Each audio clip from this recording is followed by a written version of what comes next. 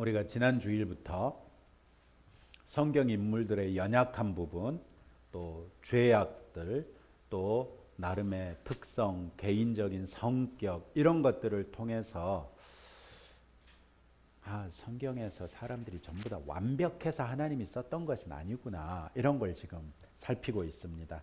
오늘은 모세를 통해서 분노와 불신을 넘어 능력의 사람이 됐다, 이런 관점에서 살펴보면서 우리 역시 지금의 내 모습을 넘어 믿음으로 나아갈 수 있는 성도들이 될 수 있기를 한번 도전해 보십시다.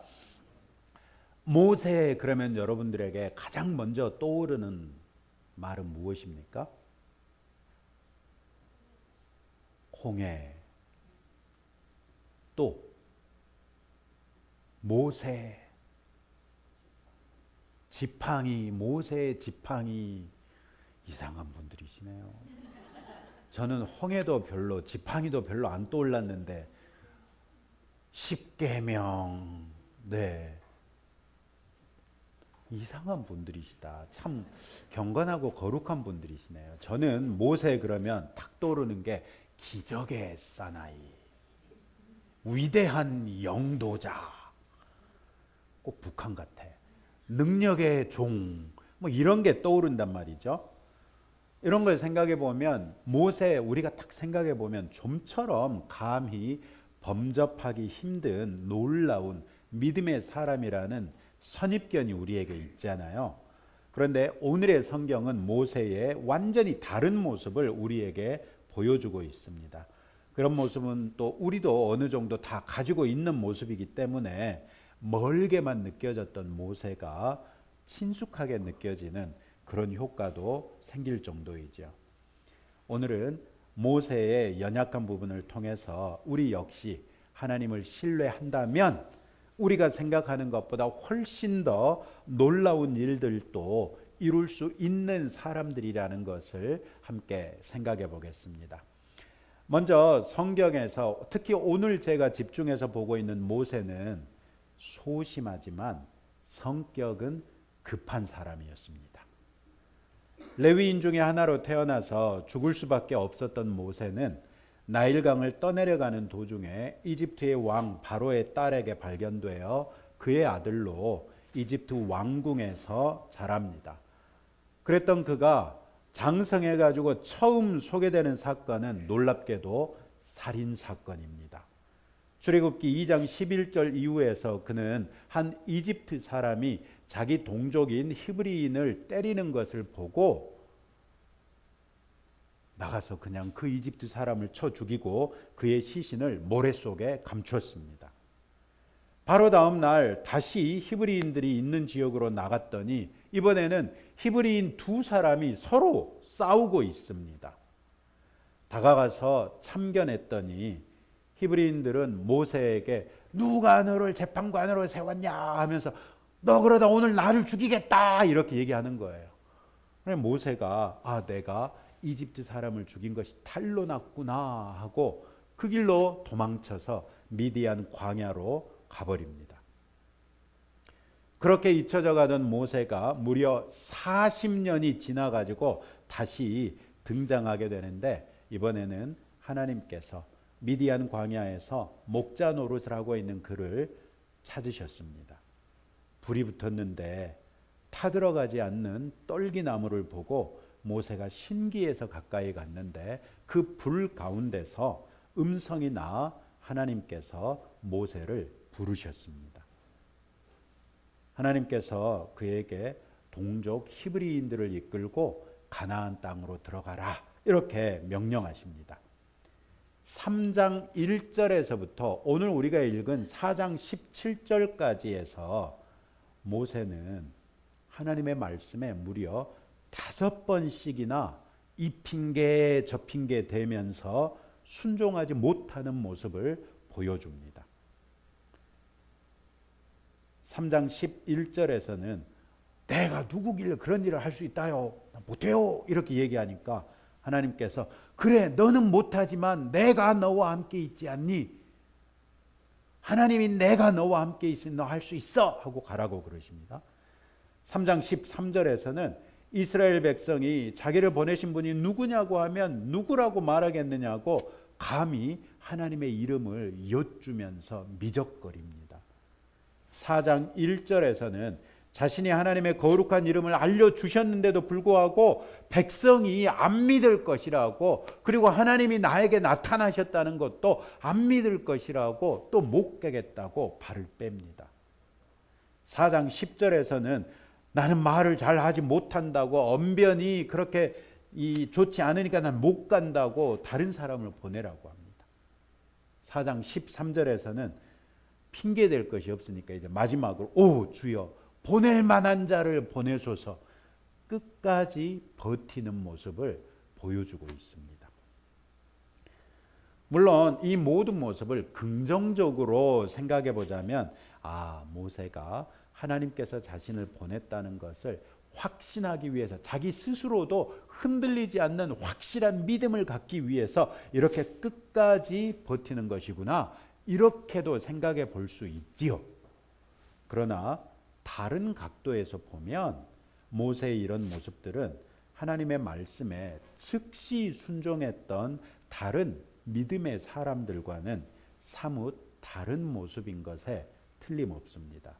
성경 전체를 통틀어도 하나님 앞에서 이렇게 미적거리고 이 핑계 저 핑계 대면서 사명을 기피하려 드는 사람은 요나 선지자 정도 한 명 떠오를 정도입니다. 지금까지 살핀 성경 구절을 통해 우리가 엿볼 수 있는 모세는 사람을 쳐 죽일 정도로 순간적인 분을 참지 못하는 분노의 사람이었어요. 다급한 사람이었어요. 이런 모습은 히브리인들이 싸울 때도 참지 못하고 끼어들고 있잖아요. 이런 모습을 통해서도 알 수 있어요. 그런가 하면 3장과 4장에서 보여주고 있는 모세의 모습은 굉장히 소심하고 자신감 없고 자신의 안전지대에 머물러 있기를 좋아하는 사람으로 보입니다. 왜 모세가 이런 사람이 됐을까? 출애굽기 1, 2장에 있는 얘기들만으로도 충분히 우리는 힌트를 얻을 수 있습니다. 그는 비록 어머니의 젖을 먹고 자랄 수는 있었지만 어머니를 어머니라 부를 수 없는 채 이집트의 공주의 양자로 살았습니다. 자신의 신분을 알면서도 드러낼 수 없었던 답답함이 있었는가 하면, 어머니를 통해서 왜 내가 이집트 공주의 아들로 살 수밖에 없는지 얘기를 듣지 않았겠어요? 야, 네가 태어났을 무렵에 말이야, 바로가 2살 미만의 모든 아이를 죽였는데 내가 어떻게 너를 죽일 수 있었겠니? 내가 그래서 바구니에다가 역청을 발라가지고 그 안에 너를 푹신하게 뉘어서 나일강에 떠내려 가게 할 수밖에 없었단다. 네가 어디로 가는지 내가 갈 수 있는 데까지 쫓아가겠노라고. 내가 아니구나, 네 누나구나. 네 누나를 시켰단다. 네 누나가 와서 얘기해 주더라. 그러더니 네 누나가 잽싸게 가가지고 공주 마마에게 유모를 구해올까요? 그래서 내가 내 유모가 되어서 이렇게 살 수 있었단다. 이런 얘기를 듣지 않았겠어요? 그러면서 너는 히브리인이다. 이런 얘기를 들었을 텐데, 여러분, 그렇게 이집트 왕궁에서 자랄 때 모세의 마음이 어땠겠어요? 내 동족인 2살 미만의 어린아이들을 몰살할 정도로 잔인한 사람이 내 할아버지라니. 내가 원수의 손에서 원수의 것들을 가지고 호의호식하면서 살고 있었다는 것 때문에 자신에 대한 혐오감이 들지 않았겠어요? 그리고 바로에 대하여 적개심이 들지 않았겠어요? 그런 분노를 모세는 자신의 심령 가운데 꾹꾹 눌러두고 살 수밖에 없었던 것이죠. 그러니 동족을 치고 있는 이집트 사람을 봤을 때 어땠겠어요? 욱 하는 그 분노가 폭발해가지고 다급하게 그 사람을 그만 쳐 죽인 것이죠. 또 기껏 동족을 위해서 나섰는데 오히려 동족에 의해서 협박을 당하고, 그러고 나니까 이제 광야로 도망을 쳤잖아요.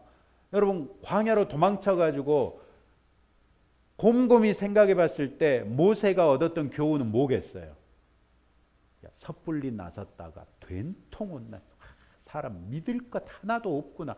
내가 2번 다시 남의 일에 참견하면 사람이 아니다. 뭐 이런 비슷한 생각을 했지 않았겠어요?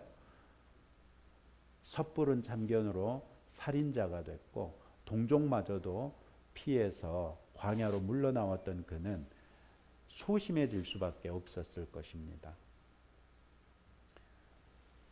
미디안 광야에서 아내를 얻었고 2 아들을 낳았으며 장인네 집에서 평안하게 목자로 살고 있으면서 자신에게 익숙한 삶에 안주하고 있었을 것입니다.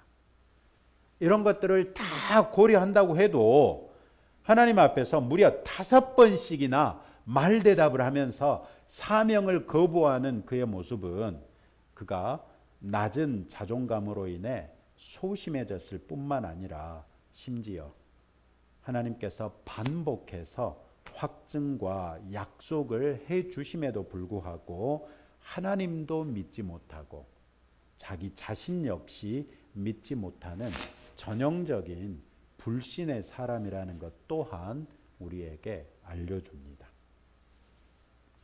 하나님께서는 그런 모세를 택하시고 그의 모든 퇴로를 차단하시면서 그를 사용하셨습니다. 성격이 다급하여 사람을 죽인 살인자였던 모세에게 하나님께서 찾아오셨습니다. 동족을 위하여 살인도 불사하는 다소 비뚤어진 것이긴 하지만 깊은 동족애를 가진 모세를 부르신 것이지요. 여러 핑계를 대면서 하나님의 사명을 외면하려는 모세에게 하나님께서는 길게도 그를 설득하십니다. 설득해도 안 되니까 나중에는 그에게 노하여 윽박 지르시면서까지 사명을 맡기십니다. 이런 모습을 보면 여러분 중에 어떤 분들은 야, 하나님한테 한 번 찍히면 빼도 박도 못하는구나 이런 생각을 하실 수도 있을 것입니다.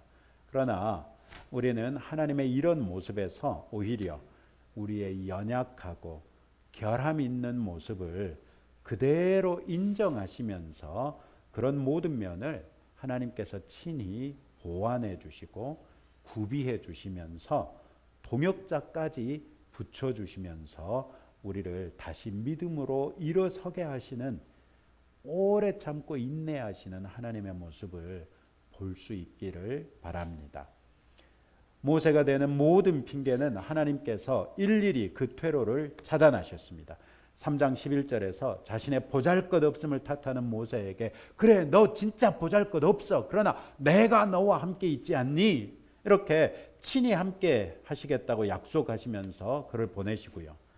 13절에서는 아니 그럼 누가 나를 보내는지 이름이라도 알려줘야 되지 않아요? 이렇게 얘기했더니 하나님께서 나는 스스로 있는 자이니라 이렇게 거룩하신 하나님의 이름까지 알려주시면서 그를 보내십니다. 그런데 하나님의 이름을 알려준 게 모세에게 무슨 의미가 있는지 하나님께서 모세에게 내가 얼마나 능력 있는지 아니 자세하게 설명하십니다.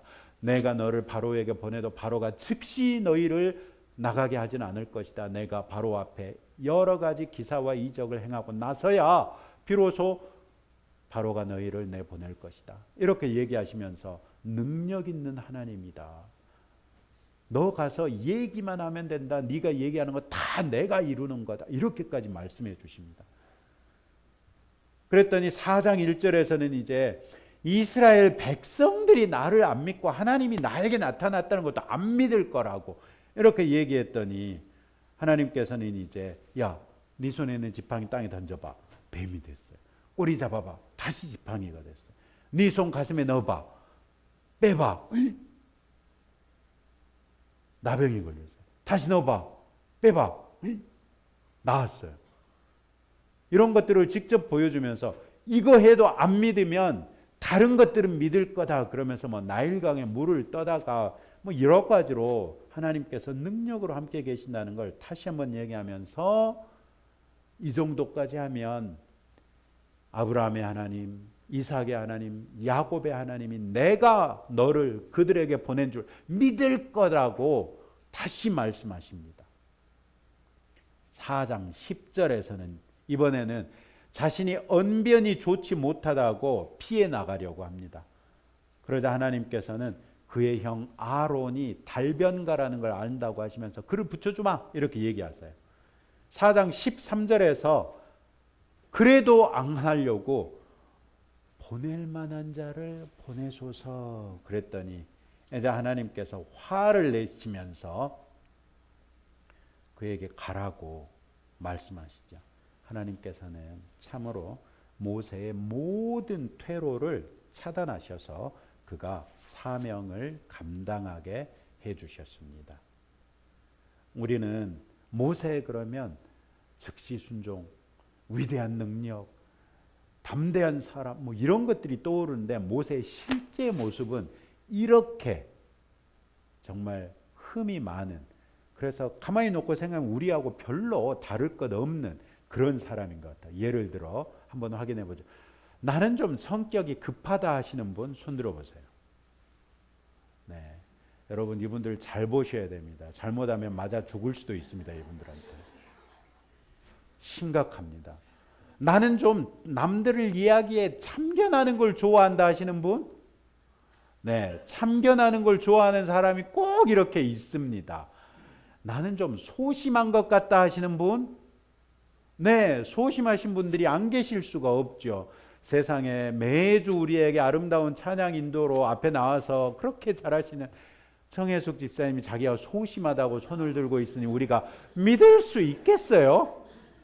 근데 어쩔 거예요? 자기는 소심하다고 생각하신다는 거예요. 언변이 좋지 못하신 분, 네, 그런 분들은 저를 얼마나 부러워하겠어요. 많은 목사님들이 저를 부러워하기도 했어요. 사실 신학교에서 있을 때도 우리끼리 성경 공부하고 나서 설교 연습하잖아요. 그럼 저는 개요만 딱 써가지고 올라가가지고 한 30분을 설교를 하고 내려오니까 사람들이 전부 다 놀래가지고 설교문을 달래. 안 썼는데? 어떻게 했어? 나 개요만 가지고 올라갔지. 그게 돼? 굉장히 부러워했어요. 자존감이 낮다고 생각하시는 분, 난 내 자존감이 좀 낮아서 건강해지길 바랍니다 하시는 분, 네, 얼마든지 계실 수 있어요. 지금까지 제가 손들어 보라고 했던 분이 사실은 전부 다 모세하고 비슷하신 분들이세요. 그러니까 여러분들이 모세하고 비슷한 분들이라면 무슨 일도 할 수 있는 사람들이다? 무슨 일도 할 수 있다? 아니, 우리 대한민국 사람들을 데리고 미국으로 갈 수는 없잖아요. 무슨 일도 할 수 있다?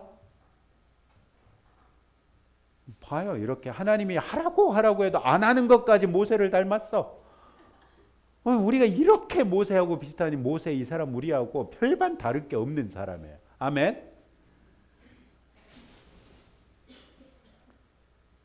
하나님께서 모세를 이 정도로 인격적으로 대하시는 모습에 우리는 놀랄 수 있어요. 하나님께서는 창조주이시기 때문에 하나님께서 뜻하시기만 하셔도 모든 일이 이루어질 수 있었잖아요. 또 말씀하시면 말씀대로 안 되는 것이 없었어요. 오직 사람만이 하나님의 뜻에 반할 수도 있고 핑계를 댈 수도 있고 하나님의 분노를 촉발할 수도 있는 거. 아유 깜짝이야. 네, 하나님이 좀 분노하셨나. 하나님의 분노를 촉발할 수 있는 거예요. 성경에 보니까 딱 두 존재가 있어요. 마귀, 타락한 천사들이 있잖아요. 타락한 천사들하고 사람, 이렇게 인격적으로 만드신 이 두 존재만이 하나님의 분노 유발자가 되더라고요. 그럼에도 불구하고 하나님께서 택하신 백성을 향하여 노하기를 더디하시고 오래 참으시면서 끝까지 사랑으로 그를 세우시는 모습을 오늘의 성경에서 찾아볼 수 있습니다. 하나님께서 모세에게만 그렇게 하셨을까요?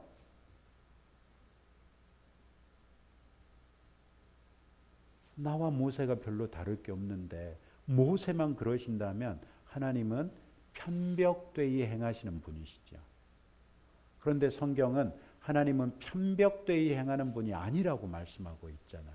그러면 모세에게 있었던 일들이 오늘날 우리들에게도 있을 수 있다, 없다?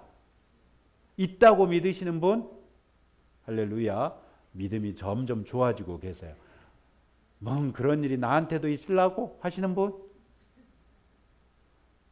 네, 감사하게도 믿음이 없는 분은 안 계시네요. 감사합니다. 그래서 이제 우리도 하나님을 신뢰하면서 믿음의 증거를 보이자는 거예요. 모세는 성격이 급하면서도 소심한 모습이었고 자기 자신을 충분히 신뢰하지도 못했어요.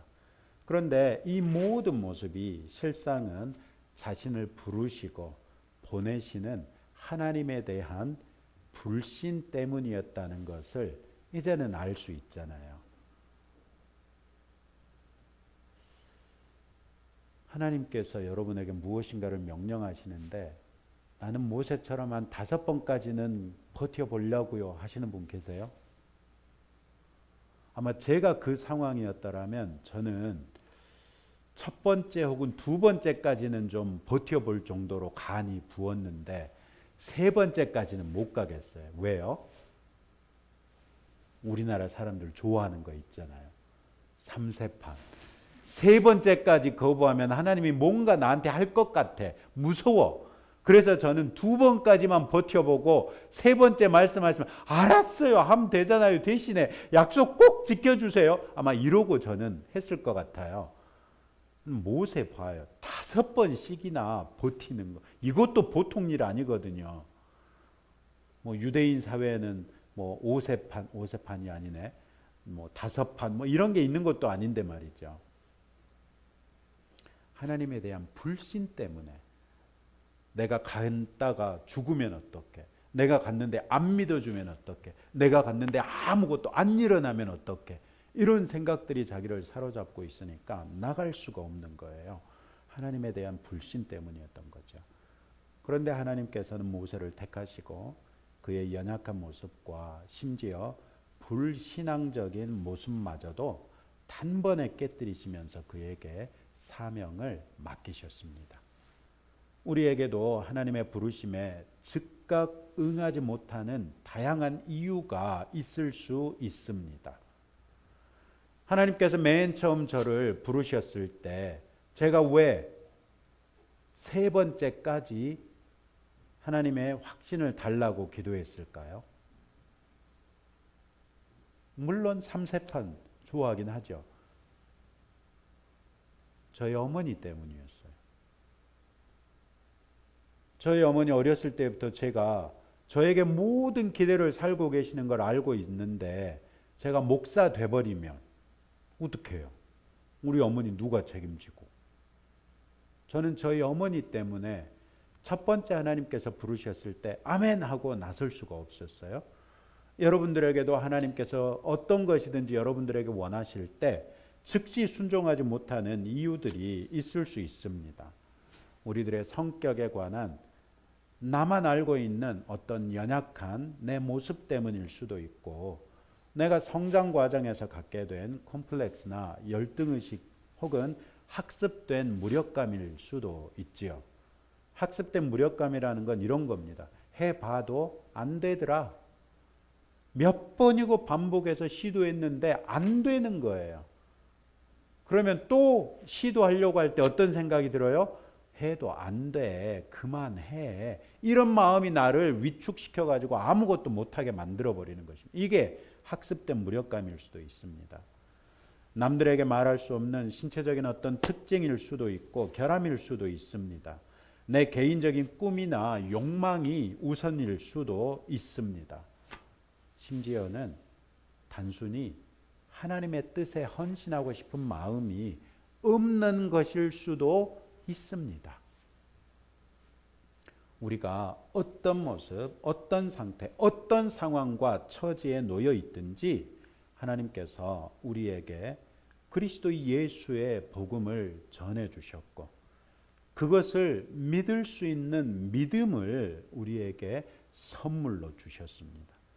그것으로서 마침내 우리를 구원하셔서 영원한 하나님 나라의 시민이요 자녀 삼아 주셨습니다. 그런 우리들에 대해서 바울은 에베소서에서 창세 전에 선택하신 사람들이라고 말했습니다. 하나님께서 저와 여러분들을 창조하시고 내버려 두신 게 아니라 거기에 또 선택까지 하셨다면 이유가 있지 않겠습니까? 이것이 바로 하나님께서 우리를 향하여 갖고 계신 뜻입니다.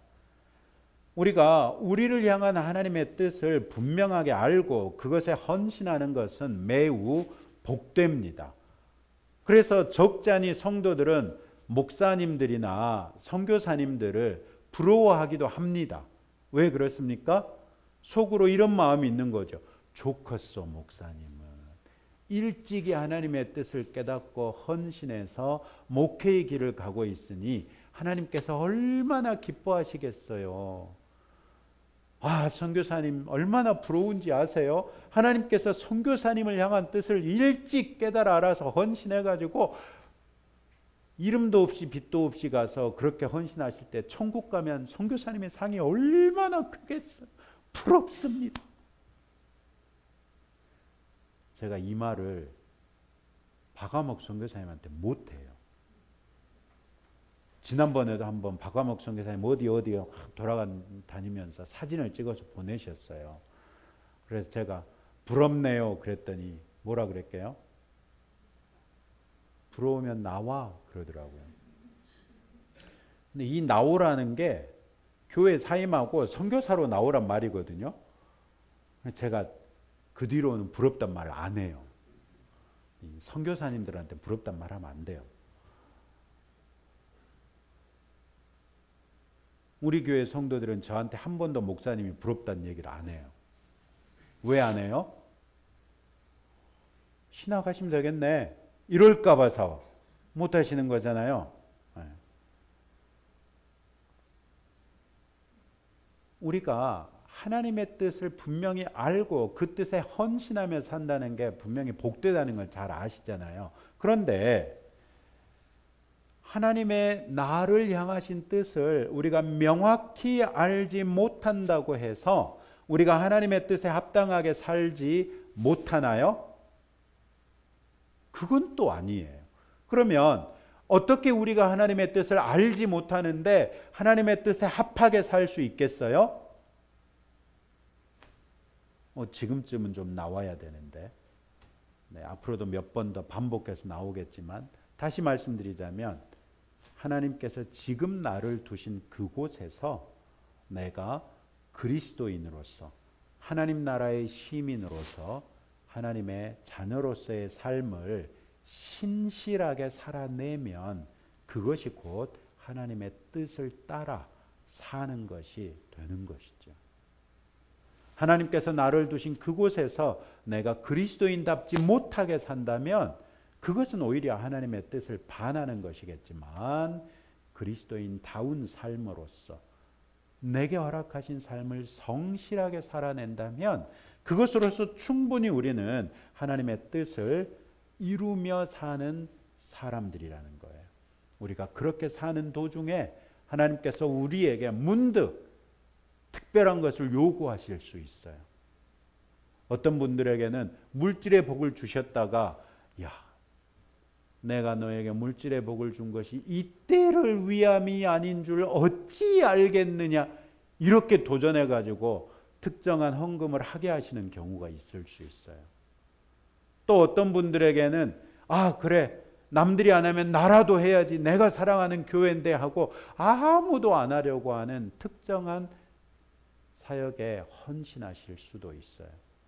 또 어느 순간에 정말 원수같이 지내는 사람인데 그 사람이 탁 떠오르면서 하나님께서 내가 너를 용서한 것처럼 너도 용서해야 되지 않겠니? 이런 얘기를 하실 수 있어요. 우리가 하나님의 뜻을 너무 거창하게만 생각하는 병에 걸렸어요. 우리 스스로를 너무 위대하고 너무 거대하게만 생각하는 거예요. 그런데 봐요, 모세. 위대한 사람이에요? 아니에요. 나하고 별반 다를 바 없어요. 저 역시도 좀 소심한 면도 있거든요. 저 역시도 안전지대에 머물러 있고자 하는 욕망이 왜 없겠어요? 여러분들 아까 다 손을 드셨으니까 모세 우리하고 똑같은 사람이잖아요. 그런데 어느 순간인가 하나님께서 그를 부르시고 그에게 일을 맡기세요. 왜 우리가 하나님을 믿어야 하는가?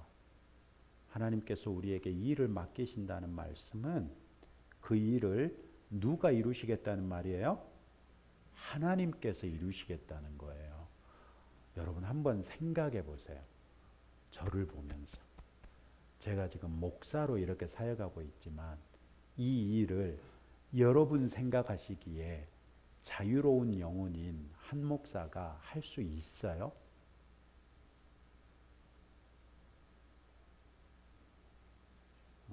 목사가 시험에 들까 봐 대답들 안 하시는 거죠, 지금.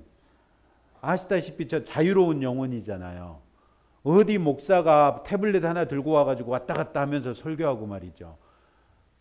불편하실 수 있는데도 여러분들이 그러려니 하고 다 용납해 주시는 건데, 여러분 제가 이것을 제가 하고 싶다고 제가 할 수 있다고 해서 하는 게 아니잖아요. 하나님께서 저를 택하시고 그저 저는 순종했을 뿐이고 순종한 저를 통해서 하나님께서 여러분들에게 지금 일하고 계시는 것이잖아요. 마찬가지예요. 한 달란트 맡았던 그 종, 왜 주인이 그에게 한 달란트를 맡겼어요? 시험 들라고 맡겼어요? 땅에 묻어두라고 맡겼어요? 아니잖아요. 그 정도는 감당할 수 있다고, 그 정도는 감당할 수 있는 충성스러운 종이라고 생각했기 때문에 맡긴 거잖아요. 하나님께서 우리에게 무슨 일이든지 맡기실 때는 그 정도 일은 우리가 감당할 수 있다고 보신 것이고, 그보다 더 하나님께서 친히 그 일을 이루실 것이기 때문에 맡기셨다는 거예요. 아멘. 저는 우리 성도들이 이런 마음가짐으로 신앙생활을 하면 좋겠어요. 하나님께서 내게 뭔가 기대하시는 게 있다면 그게 내가 가진 돈으로는 안 될 것 같아요. 내가 가진 능력으로는 안 될 것 같아요. 그런 때 어떤 생각을 가지라고요? 그렇게 생각하세요. 어디서 돈을 좀 주실랑갑지?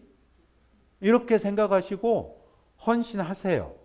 실제로 돈이 없어서 봉사를 못한다고 얘기하는 사람을 들어본 적이 없어요. 다들 하다 보니 나도 모르게 이렇게 커졌어요. 이런 말씀들을 하시더라고요. 중요한 것은 우리가 헌신하는가의 여부이고, 헌신할 수 있다는 것은 나를 부르신 하나님에 대하여 내가 신뢰한다는 말이에요. 내가 하나님을 신뢰하고 헌신하면 그때부터 우리들의 삶 속에는 믿음의 증거들이 차곡차곡 쌓이는 거예요. 저는 우리 성도 여러분들이 모세와 같은 사람일진데 모세와 같은 위대한 종이 될 수 있기를 감히 꿈꿔보시기 바라고 그렇게 도전합니다. 그래서 목사인 제가 여러분들 덕도 좀 봅시다. 저는 우리 교회에서 그런 분들이 나오시면 좋겠어요.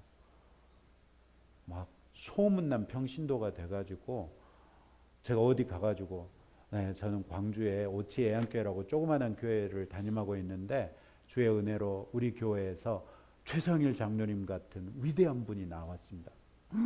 그 교회예요? 이런 얘기를 좀 들어보고 싶은 그런 욕심이 저한테는 좀 있습니다. 제가 그런 말을 들을 수 있게 해주실 분? 할렐루야. 믿음이 없네들 다들. 믿음이 없어. 따라서 합시다. 하나님은 나의 모든 퇴로를 차단하셔서 나를 사용하신다. 기도합시다. 하나님 아버지, 오늘의 성경에서 모세는 우리와 다를 바 없는 그런 사람이었던 것을 알게 됩니다.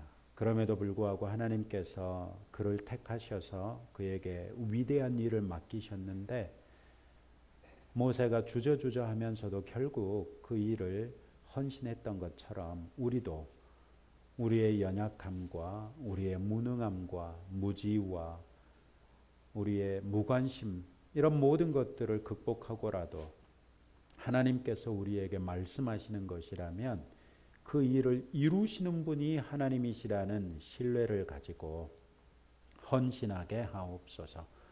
주님, 우리가 헌신하며 일어설 때 우리를 통하여 역사하심으로 우리의 교만을 꺾으시고 하나님께서만 영광받아 주옵소서. 예수님 이름으로 기도합니다. 아멘.